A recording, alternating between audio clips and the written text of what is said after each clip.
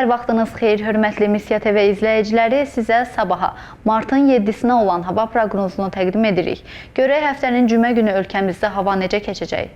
Ekologiya və Təbii Sərvətlər Nazirliyinin Milli Hidrometeorologiya Xidmətindən verilən məlumata görə Bakıda və Abşeron yarımadasında hava şəraiti dəyişkən buludlu olacaq, əsasən yağmursuz keçəcək, cənub-şərq küləyi əsəcək.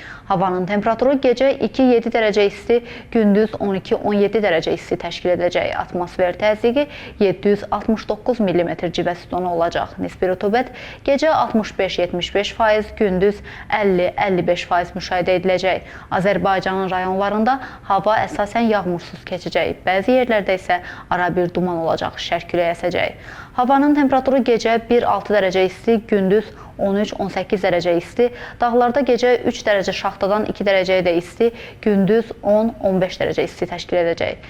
Belə dəyərli izləyicilər, hava məlumatını dinlədiniz. Görüşənədək.